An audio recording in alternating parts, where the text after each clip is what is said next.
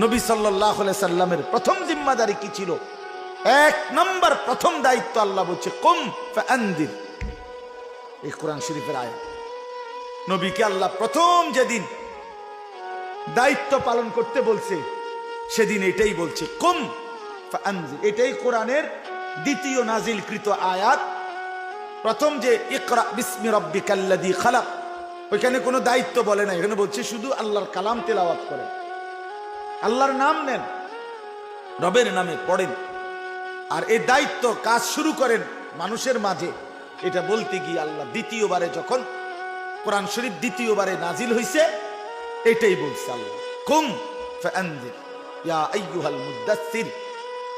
হে বন্ধু, যিনি আপনি তো চাদর গায়ে দিয়ে শুয়েলেন, কম্বল গা দিয়ে শুইলেন না বন্ধু, আপনাকে আমি কম্বল গায়ে দিয়ে শুয়ে থাকবার জন্য বানাই নাই, আপনাকে আমি চাদর ঢেকে শুয়ে থাকবার জন্য বানাই নাই বন্ধু, আপনি ওঠেন কুম ফাআনজির।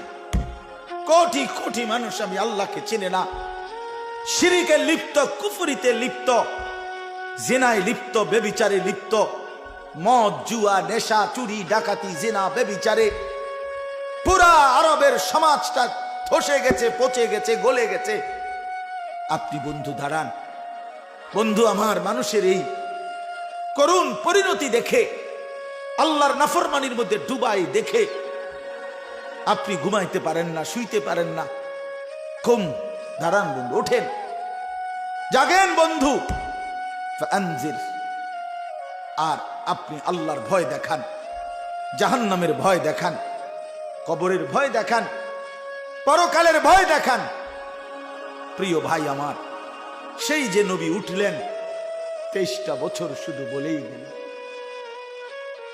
থামলেন সেদিন মালাকুল মউত আজরাইল রূহ কবজ করছে যেদিন, নয়তো তার 8 মিনিটও বলছে উম্মত এই আজরাইল চলে আসছে, জিব্রাইল দাঁড়িয়ে আছে। আয়েশা রাদিয়াল্লাহু তাআলা আনহাকে বললেন, আয়েশা আমি চলে যাচ্ছি, আমার উম্মতকে শেষবারের মতো বইল আসসালাত আসসালাত আসসালাত, নামাজ নামাজ নামাজ, আমি যাচ্ছি। এই যে বলছে কুম ফাআনজির, দাঁড়ান বন্ধু, ওঠেন, মানুষকে ভয় দেখান, আল্লাহর ভয়। তাহলে নবীর দায়িত্ব কি ছিল? মানুষকে আল্লাহর ভয় দেখান। কি ছিল বলেন না? আল্লাহর ভয় দেখান। কওমকে ফিরাবার জন্য চেষ্টা করছেন। এই ফিকিরে, এই মাহফিল, এই ফিকিরে আমি এই কথাটা মূলত বুঝাইতে চাইছিলাম।